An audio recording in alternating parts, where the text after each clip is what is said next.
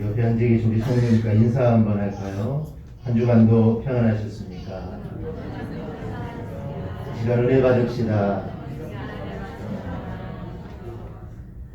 우리가 부득이하게 오전 예배만 참석하시는 우리 성도님들이 계시기 때문에 우리가 이 시간 은혜 받지 못하면 한 주간의 삶이 은혜 없이 우리가 살아갈 수가 있습니다. 그럼 우리 시간 우리가 말씀을 통해 꼭 은혜 받기를 축복합니다. 요즘 새벽마다 우리가 사도행전 강해를 우리가 진행하고 있습니다. 새벽 시간이라 길게는 살펴보지 못하고 중요한 부분들만 짧게 살펴보고 있는데요.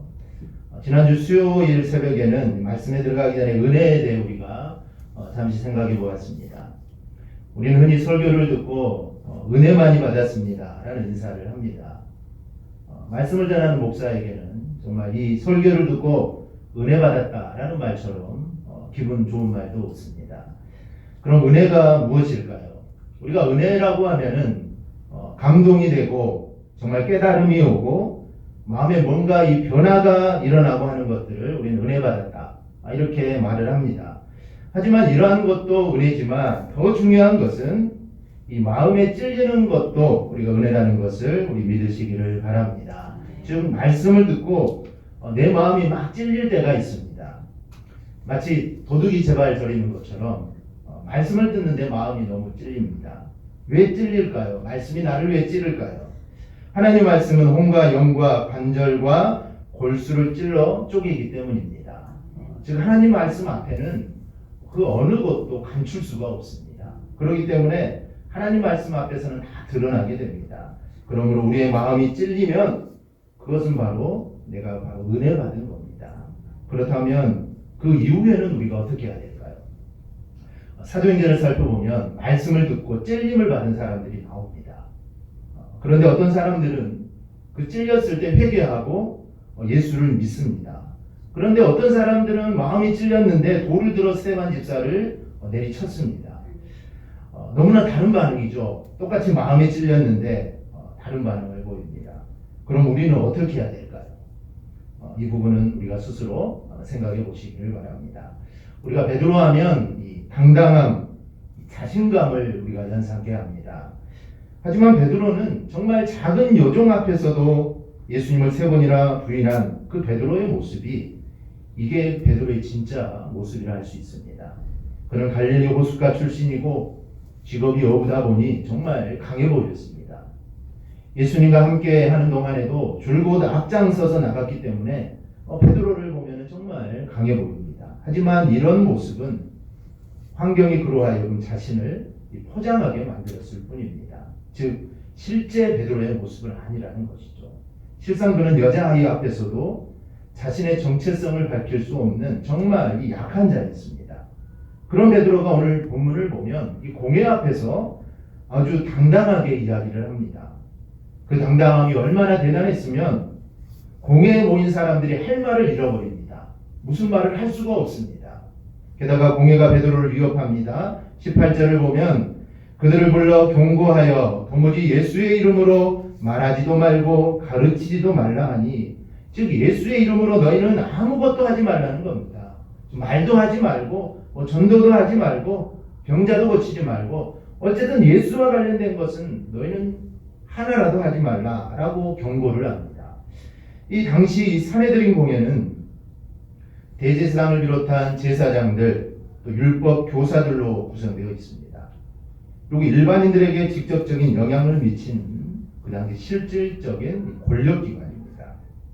원래 산헤드린이라는 이 말은 재판을 위해서 모인 것을 의미합니다. 즉 산헤드린이라는 말은 모여 앉다라는 말에서 유래가 합니다. 굳이 우리식으로 해석하자면 사법권을 가진 기구다라고 할 수 있습니다. 하지만 그 당시에 이 산헤드린은 유대인들에게 입법, 사법, 행정 등을 총괄하는 최고의 회의입니다. 그 당시 로마 제국은 정말 많은 나라를 이렇게 점령을 하고 있었는데 로마 제국은 식민지에 대해서 자치권을 인정해 줍니다. 그래서 유대인들에게 이 사형을 제외하고는 유대인들의 사회를 유지하도록 이 산헤드린에게 사형 외에 모든 권세를 다 인정해 주었습니다. 그래서 베드로에게 주어진 지금 위협, 즉 너희는 예수의 이름으로 아무것도 말하지 말라. 이 말은 허세가 아닙니다. 그냥 말로만 하는 말이 아니라 실제적으로 신체적 위해를 가할 수 있다라는 그런 경고의 말입니다. 그럼에도 불구하고 오늘 베드로는 조금도 흔들리지 않습니다. 그리고 오늘 말씀처럼 이 당당함이 뿜뿜 넘쳐나게 됩니다. 이 뿜뿜이라는 단어는 요즘 젊은이들이 사용하는 그 단어인데요. 그 뜻은 무엇이 밖으로 뿜어져 나온다라는 것입니다. 즉 베드로에게 있던 이 당당함이 그 안에 머물러 있지 못합니다. 그 안에 머물러 있지 못하고 밖으로 뿜어져 나오고 있다라는 것입니다. 요정 앞에서 눈치 보던 베드로는 이제 다 사라져 버렸습니다. 무엇이 베드로로 하여금 그렇게 변하게 했는지 이건 정말 놀랄 뿐입니다. 그러고 보면 우리는 성도로서 정말 당당하게 내가 이 세상을 살아가고 있는지 우리 자신을 생각해 보게 됩니다. 우리가 가진 믿음은 천지 만물을 만드신 전능하신 그 하나님을 믿는 믿음입니다. 그리고 죄인을 구속하신 예수님을 믿는 바로 그 믿음입니다. 그러므로 우리도 정말 베드로처럼 이 성도로서의 당당함을 뿜뿜 내뿜으며 살아가게 될 줄 믿습니다. 하지만 현실의 우리의 모습은 주눅들 때가 정말 많고 사람들은 내가 성도인지 아닌지조차 모를 때가 정말 많습니다. 그리고 어느새 우리는 정말 적당하게 그들에게 비유를 맞추며 살 때가 있습니다. 정말 이 당당함이라는 것은 전혀 없는 우리의 모습을 보면서 오늘 본문에 나타난 베드로는 야 정말 대단하다.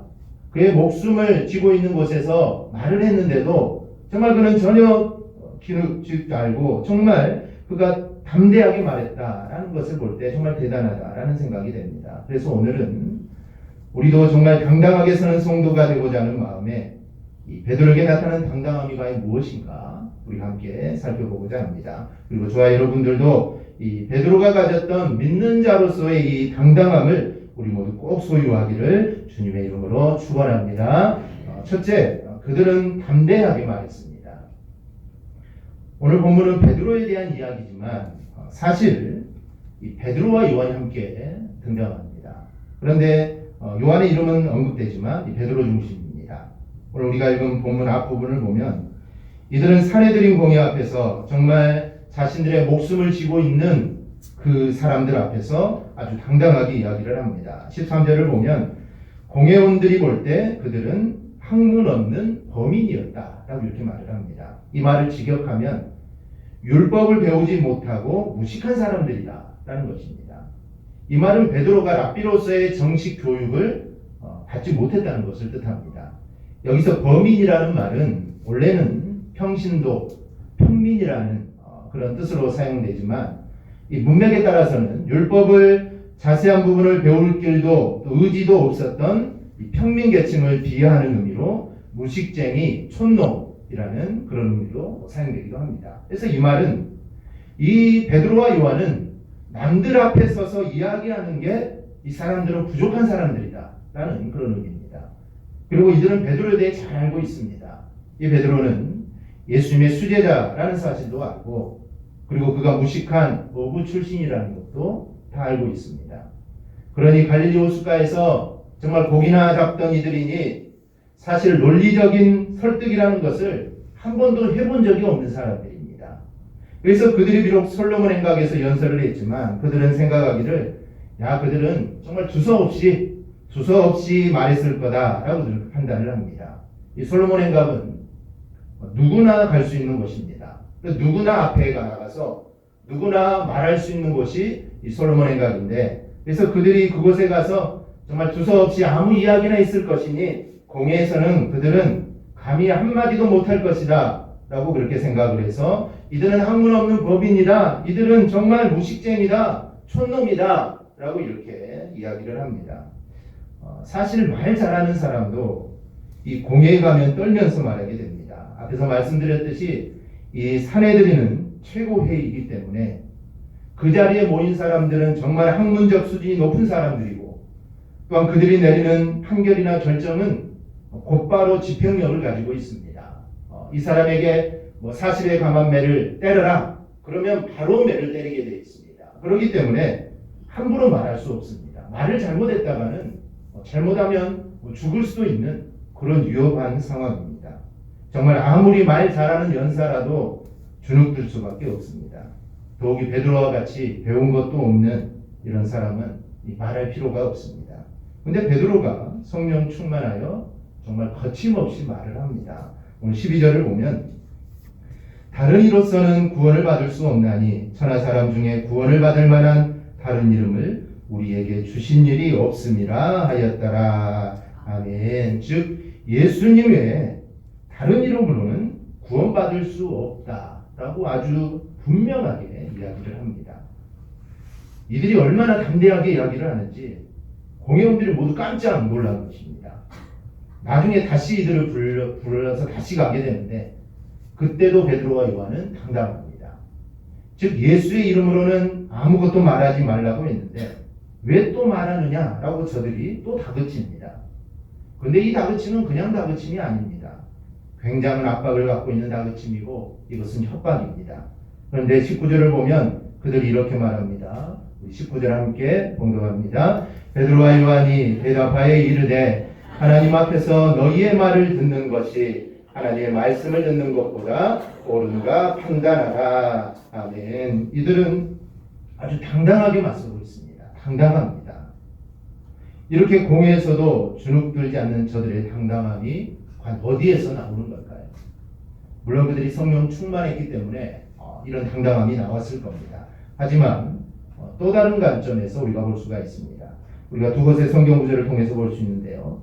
먼저 예수님께서 하신 말씀입니다. 우리 마태복음 10장 19절 우리 함께 봉독합니다. 너희를 넘겨줄 때 어떻게 또는 무엇을 말할까 염려하지 말라. 그때 너희에게 할 말을 주시리니. 아멘. 본문과 같이 너희가 박해를 받고 정말 방해를 받을 때 너희는 할 말을 미리 준비하지 말라라는 겁니다. 왜냐하면 그때가 하나님이 직접 너희에게 주신다라는 말씀입니다.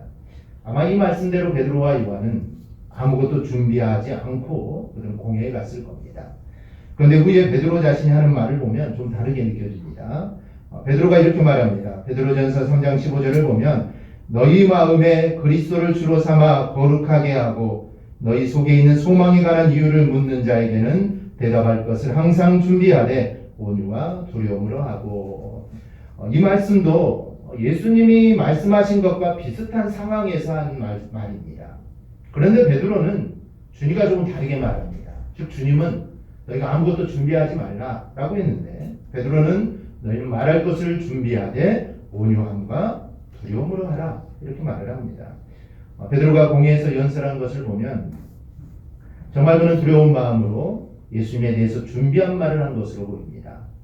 그래서 이제 예수님의 말씀과 이 베드로의 말이 너무 상반된다라는 생각을 합니다. 하지만 오늘 본문에 나타나는 이 베드로의 행동은 또 예수님의 말씀과도 정말 잘 어울리고 자신이 후회하는 말과도 잘 어울립니다. 그럼 우리는 이를 어떻게 이해할까요? 먼저는 예수님이 하신 이 말씀의 핵심은 아무런 준비도 필요 없다라는 말씀이 절대 아닙니다. 즉 다가오는 박해나 어려움을 너희가 모면하려는 의도의 말들은 내가 준비할 필요가 없다라는 것입니다. 내가 이 어려움을 어떻게 피해갈까? 내가 어떤 핑계를 내가지고 이 어려움을 내가 견뎌낼까? 이런 것들은 준비할 필요가 없다라는 것입니다. 그보다는 하나님이 주시는 말씀으로 그 상황을 정말 담당하게 감당해야 한다라는 말씀입니다. 그리고 베드로가 말은 소망에 관해서 질문을 받을 때 너희는 대답할 것을 온유함으로 두려움으로 너희는 준비하라라는 것입니다. 즉 준비할 건 다른 게 아닙니다. 내가 어떻게 이 어려움을 피해 나갈까? 어떤 변명을 내가지고 이 어려움을 모면할까? 이게 아니라 준비할 것은 예수님에 대한 것입니다. 즉 예수님에 대해서 이야기하는 거라면 우리는 확실하게 우리는 준비를 하고 있어야 합니다. 물론 우리가 잘 준비했다 하더라도 듣는 이에게 아무런 효과가 없을 수도 있습니다. 그렇더라도 자신이 믿는 그 예수님을 우리는 정말 분명하게 이야기해야만 합니다. 그래서 온유함과 두려움으로 너희는 준비하라라는 그런 말씀입니다. 그러므로 예수님의 말씀과 베드로를 통한 말씀은 서로 다르지 않습니다. 이것은 동일합니다. 즉 너희는 어려움을 모면하려는 잔머리는 너희는 굴리지 말라라는 것입니다. 대신에 예수님에 대한 이야기를 해야 할 기회가 온다면 너희는 정말 분명하게 말할 수 있도록 이 예수님에 대해서는 너희가 잘 준비하고 있어야 된다라는 겁니다. 우리는 언제든지 정말 예수님에 대해서 이야기하는 자리라면 우리는 흔들리지 않고 우리는 말할 수 있어야 됩니다. 즉 예수님이 나의 죄를 사하셨다는 이야기, 또 하나님께서 예수님 위에 구원받을 이름을 주신 일이 없다. 바로 이 사실은 분명하지 않을 수 없는 일입니다. 이 말은 교묘한 말장난으로 할 필요가 없는 것입니다. 또한 상대방을 불쾌하게 하면서 할 말도 아닙니다. 우리가 예수를 전할 때 어떤 사람들은 정말 상대방을 불쾌하게 하면서 전하는 사람들도 있습니다. 그렇게 해서는 안 됩니다. 오늘 말씀을 보면 온유함으로 준비하라라고 말합니다. 온유함으로 우리는 말해야 됩니다. 분명하게 이야기하되 절대로 교만해서는 안 됩니다. 또 하나님의 역사가 정말 어떻게 이루어질지 이에 대해 두려운 마음을 가지고 우리는 말해야 됩니다. 그러니 허투루 이야기해서는 절대로 안 됩니다. 십자가의 구속에 대해서 정말 내가 받은 그 은혜에 대해서 우리는 정말 담백하면서도 분명하게 이야기할 수 있도록 우리는 준비가 되어 있어야 됩니다. 준비되어지 않으면 장황하게 우리가 늘어놓게 됩니다. 저도 이런 경험을 한 적이 있는데요. 신학교를 다니던 중에 이제 2학년 1학기를 마치고 군대를 갔습니다. 저는 포병으로 강원도에서 근무를 했는데요. 자대 배치를 받아 이제 상병 때부터 이제 신학생이기 때문에 이제 중대 군종병을 하게 됐습니다. 그런데 어느 날 이 중대 병사들이 모인 앞에서 이 기독교에 대해 설명해야 되는 그런 상황이 갑자기 모이게 된 겁니다. 그래서 갑자기 이제 설교를 하게 됐습니다. 이제 중대원들이 앞에 있는 가운데 설교를 하게 되었는데요. 그때를 생각해 보니 저는 좀 기억력이 없습니다. 기억력이 없어서 그때 무슨 말 했는지 잘 기억은 안 나지만 아마 이 이야기 저 이야기 내가 알고 있는 아마 모든 이야기를 아마 행선을수설했던 것 같습니다. 준비가 안 돼 있었기 때문이죠. 만약 예수 그리스도에 대해 또 예수의 외에 구원받은 다른 이름을 주신 적이 없다라는 것에 대해 내가 정말 잘 준비가 되어 있었다면 아마 설교를 잘했을 겁니다.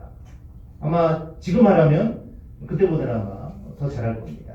그러니 우리는 구원의 진리는 정말 명료하게 준비되어 있어야 합니다. 그래서 어느 누구가 길을 가다가 여보시오 예수가 누구요? 라고 물었을 때 예수는 이런 분입니다. 라고 정확하게 말할 수 있도록 우리는 항상 준비를 하고 있어야 됩니다. 그리고 핵심만 이야기하면 됩니다. 즉 핵심만 정말 담백하게 말하면 됩니다. 오늘 베드로 요한이 그렇게 합니다. 뭐 장황하게 설명하지 않습니다. 자신을 변호하지도 않습니다. 오직 정확하게 담백하게 핵심만 이야기합니다.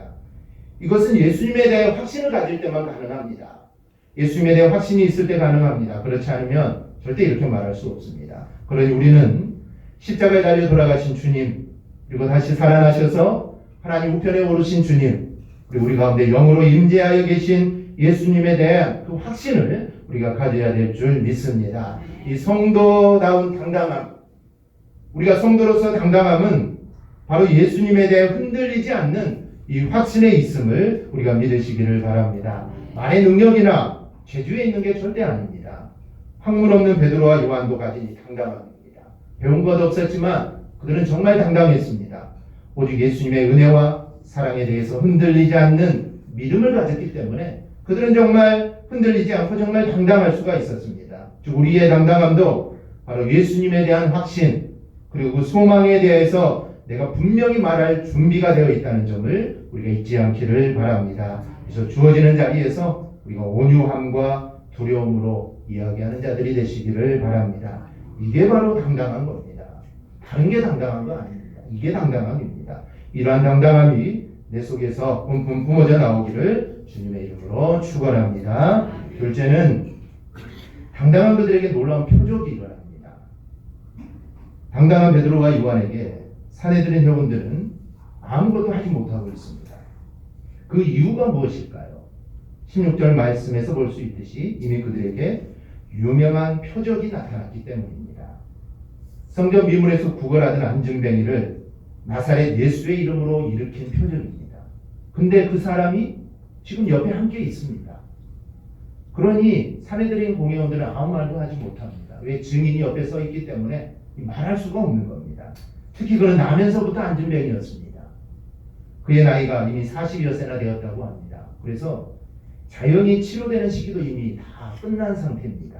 즉 이 안진뱅이는 고칠 수 없습니다. 고칠 수 없습니다. 그런데 이런 사람을 사도들이 걷게도 하고 뛰게도 하게 만들었으니 그 얼마나 놀라운 일입니까? 그리고 유명한이라는 단어는 잘 알려진이라는 뜻입니다.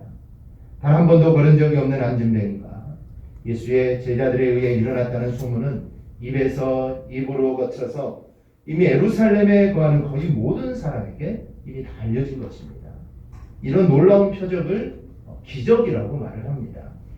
우리 성경에는 표적이라고 되어 있지만 실제로 표준사 번역 등 다른 번역본에는 기적이라고 이렇게 이야기합니다. 우리가 예수 믿으면서 이런 신기한 일들, 정말 기적과 같은 일들이 우리로 말미암아 이루어진다면 이 얼마나 기쁘겠습니까? 다른 사람들 앞에 예수님 믿어서 내가 뭔가 분명한 능력이 나타난다면 또 내가 예수 믿는 증거가 정말 내 안에 있다면 우리는 정말 당당하게 이야기할 수 있을 것입니다. 그런데 베드로와 요한의 당당함이 바로 유명한 표적에서 기인한다라고 이렇게 말하고 있습니다. 그런데 이 표적이라는 말에 대해서 해석을 조금 하려고 합니다. 이 성경을 보면 정말 기적과 같은 놀라운 일이 일어날 때 세 개의 단어를 사용합니다. 첫째는 그 하나는 두나미스라는 단어입니다. 이 두나미스라는 단어는 어떤 사건이나 행동에 미치는 하나님의 능력을 강조할 때 이 두나미스라는 단어를 씁니다. 정말 이게 놀라운 일인데 그 일의 근원이 하나님이다. 즉 하나님으로부터 이 능력이 왔다라고 말할 때 두나미스라는 단어를 씁니다. 또 하나는 테라스라는 단어인데요. 이것은 사물의 정상적인 현상을 크게 벗어난 어떤 반응을 뜻합니다. 이건 도저히 이렇게 일어날 수 없다는 것이죠. 자연현상이나 사물이 이렇게 하면 도저히 안 된다. 그런 일이 일어날 때 테라스. 그리고 마지막으로 세메이온이라는 단어입니다. 이는 놀라운 일이 그냥 놀라운 일이 아니라 어떤 목적을 갖는 것을 의미합니다. 이 놀라운 일은 어떤 목적이 있습니다. 어떤 목적을 가지고 일을 행했다는 것이죠. 즉 하나님과 연결할 표식이 되는 것을 의미합니다. 그래서 이 단어에 해당하는 말을 번역할 때는 미라클이라는 이 단어를 씁니다. 그리고 의미로는 사인이라는 이것에 더 초점을 맞추고 있습니다. 그래서 이 단어는 일어난 일이 정말 놀랍기도 하지만 더 중요한 것은 그 놀라운 일이 결국 하나님을 나타낸다라는 것입니다. 그래서 본문에 사용되는 것이 바로 이 세 번째 세메이온이라는 이 단어를 씁니다. 그러니까 베드로를 통해 일어난 안진뱅이가 일어난 사건은 정말 놀라운 일이지만 그보다도 그것이 하나님과 연결되는 것을 지금 강조하고 있는 것입니다. 좀 안진뱅이가 일어나는 거 얼마나 놀랐습니까? 하지만 그보다도 중요한 게 따로 있다는 것입니다. 그렇다면 놀라운 기적이 나타나는 것만을 성도다운 능력으로만 우리는 생각할 게 아닙니다. 우리는 귀한 일들이 일어나는 것으로 신앙의 정도를 가늠하려고 합니다. 하지만 우리가 살아가는 일상적인 모습에서 우리가 예수님의 사람이기 때문에 우리가 보이는 행동들은 모두 표적이 되고 즉 사인입니다. 사람들이 우리의 삶을 보면서 하나님과 연결하는 것들이 바로 표적입니다. 이것이 더 중요합니다. 근데 이 믿음은 가지려고 해서 가져지는 게 아닙니다. 그리고 아무나 또 갖는 것도 아닙니다. 성령이 역사하셔서 갖게 해야 바로 우리가 가질 수 있습니다. 따라서 예수님이 믿어지는 게 우리에게 나타나는 최고의 놀라운 기적입니다. 그리고 그 믿음 때문에 살아가는 우리의 삶은 이제 전부 표적이 됩니다. 다시 말해서 우리의 삶은 예수님을 드러내는 것이 되어야 합니다. 다른 사람들은 그런 상황이라면 다 사기치는데 성도는 사기치지 않는 게 이게 표적입니다. 다른 사람들은 그런 상황이라면 다 끝났다고 다 포기하는데 성도는 여전히 흔들리지 않고 감당해 나가는 게 이게 표적입니다. 다른 사람들은 손해보지 않으려고 양심을 살짝 내려놓고 사람들을 속이는데 성도는 손해보는 한이 있더라도 주님이 원하시는 길을 가는 게 이게 바로 표적입니다. 다른 게 표적이 아닙니다. 중요한 것은 그게 사람들에게 다 보인다는 겁니다. 이건 감출 수가 없습니다. 그래서 이렇게 사기치지 않고 흔들리지 않고 양심을 내려놓지 않는 게 예수님 때문에 그러는 거라는 것이 일부가 아니라 일부러가 아니라 자연스럽게 다른 사람들이 다 인식을 하게 됩니다. 우리가 수요예배 시간에 살펴보았듯이 등경 위의 등불의 역할은 모두가 보이게 하는 역할입니다. 그래서 모든 것이 등불 아래에서는 다 드러나게 됩니다. 즉 숨길 수가 없습니다. 성도들의 삶도 마찬가지라고 제가 말씀드렸습니다. 하나님의 은혜를 받은 자들은 자신을 드러내지 않습니다. 왜 드러내지 않을까요?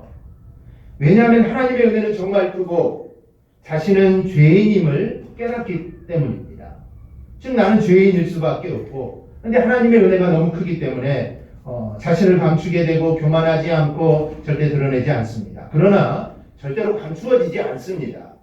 등경의 등불로 인해 모든 것이 밝히 드러나듯이 자신이 드러내지 않아도 자연스럽게 드러나게 됩니다. 베드로가 안진뱅이를 일어나게 한 것을 일부러 소문낸 거 아닙니다. 베드로가 마을에 돌아다니면서 내가 안진뱅이를 고쳤다, 내가 예수의 이름으로 안진뱅이를 고쳤다 이렇게 이야기한 거 절대 아닙니다. 그냥 사람들을 통하여 알려진 것뿐입니다. 그러니 표적은 우리의 가장 평범한 것 같은 삶에서도 동일하게 나타나는 겁니다. 예수 믿기 때문에 야 저런 길을 가는구나 하면서 인정하는 모습에서 나타나는 겁니다. 바로 이게 우리에게 표적이 됩니다. 우리가 예수님의 사람으로서 당당할 수 있는 것은 놀라운 일, 정말 기적과 같은 일들이 우리에게 일어나는 것 때문이 아니라 우리가 살아가는 삶 전체에서 예수님이 드러나기 때문입니다. 그럴 때 우리가 정말 당당하게 우리가 살아갈 수 있습니다. 그러니 우리는 정말 당당하기 위하여 더욱 예수 믿는 자다워야 합니다. 예수 믿는 자답게 정말 그리스도인답게 우리는 살아가야 됩니다. 세상 사람들이 뒤흔든 대로 우리가 따라가는 것이 아니라 정말 주님이 가실 것이라고 여겨지는 대로 우리는 그 길을 따라가야 됩니다. 이런 표적이 우리에게 정말 당당함을 우리에게 가져다 줍니다. 우리가 성령 충만한 삶이라는 것은 가장 일상적인 것에서부터 예수님이 바라시는 대로 나가는 것을 의미합니다. 그러기 위해서는 19절 말씀과 같이 사람의 말보다 하나님의 말씀을 우리가 우선순위에 우리가 둬야 합니다. 이것은 정상적인 신앙이라면 이건 당연한 일입니다. 왜냐하면 하나님 만물의 절대 주권자로서 아무도 거역할 수 없는 최고의 본의를 지니신 분이 하나님이십니다. 그러므로 성도들은 어떤 사람의 말보다도 하나님의 말씀을 가장 우선하여 우리는 따라가야 합니다. 어떤 신학자는 말하기를 한국 교회에서 가장 큰 문제는 성도들이 하나님의 음성보다 사람들의 음성을 더 크게 듣는 것이다 라고 말합니다. 이것은 정말 심각한 문제입니다. 그러나 이건 분명한 사실이기도 합니다. 하지만 우리는 하나님의 말씀을 정말 생명으로 삼고 사는 존재들입니다. 그러므로 오직 우리가 그 말씀을 따라 살아갈 때 우리는 정말 안전하고 우리는 부흥케 될 줄 믿습니다. 그러므로 여러분은 정말 하나님 말씀을 정말 최우선 순위에 두고 따르기를 바랍니다. 그런 자가 어떤 상황에서도 이건 당당한 겁니다. 당당하게 설 수 있습니다. 그러므로 우리 모두 내가 하나님 앞에 서 있다는 마음으로 우리가 늘 신앙생활하기를 바랍니다. 이 신앙이라는 것은 눈에 보이지 않는 하나님을 마치 내 눈앞에 계신 것처럼 믿고 행하는 것이 그 본질입니다. 즉 하나님은 눈에 보이지 않습니다. 하나님은 눈에 보이지 않습니다. 하나님을 보여달라 기도할 필요 없습니다. 하나님은 눈에 보이지 않습니다. 그런데 그 보이지 않는 하나님을 마치 내 눈앞에 계시는 것처럼 우리가 믿고 행하는 것, 이게 믿음의 이 신앙의 본질입니다. 즉 교회당 안에서만 경건한 예배를 드리는 것으로 그친다면 그것은 절대로 하나님을 참되게 섬기는 것이 아닙니다. 교회 안에서만, 교회당 안에서만 하나님이 내 앞에 있는 건 아닙니다. 우리의 삶의 현장, 바로 그 순간순간에도 하나님은 우리 앞에 계십니다. 바로 이런 신앙을 가지고 우리는 살아야 됩니다. 즉 어디든지 어느 때든지 하나님이 나를 보고 계시다는 의식으로 우리는 행해야 됩니다. 우리가 이 말씀을 기억하고 우리가 늘 하나님 앞에서 이 코람데오의 신앙으로 우리가 당당하게 살아가기를 주님의 이름으로 축복합니다. 말씀을 맺습니다. 우리 사랑하는 성도 여러분, 이렇게 예수님에 대해서 정말 온유함과 두려움으로 이야기할 수 있는 자들에게서, 그리고 정말 작고 정말 소소한 일에서부터 어떤 일이든지 예수님의 사람임을 보여주는 삶을 사는 자들에게서 이 세상을 향한 당당함이 뿜뿜 뿜어져 나오는 것입니다. 이런 당당한 자들에게 세상이 할 수 있는 것은 그저 아무 이유 없이 협박하고 트집 잡고 딴죽 거는 것뿐입니다. 왜냐하면 그들에게는 우리를 이길 이런 진정한 능력이 없기 때문입니다. 오늘 산해드린 공회원들도 그들은 능력을 가지고 있었고 정말 사람을 죽일 수까지 있는 그런 힘을 가지고 있었지만 그들이 베드로와 요한에게 하는 것은 협박밖에 없습니다. 협박입니다. 예수 이름으로 전하지 말라. 이건 협박이죠. 협박입니다. 그래서 협박밖에 할 게 없습니다. 아무리 협박을 해도 베드로와 요한 그들에게 통하지 않습니다. 왜냐하면 그들의 말보다는 이미 그들은 하나님의 말씀이 더 위에 있기 때문입니다. 아무리 협박하고 당장 죽인다 해도 그들은 눈 하나 깜빡이지 않습니다. 하나님의 말씀이 항상 위에 있기 때문입니다. 능력은 누구에게 있습니까? 당당한 성도에게 있는 것입니다. 우리가 당당하게 살아가면 바로 그 삶이 바로 능력 있는 삶입니다. 그 당당함이 여러분에게 있기를 축복합니다. 그리고 그 당당함으로 정말 그리스도인답게 살아가기를 주님의 이름으로 축원합니다. 아멘. 기도하겠습니다.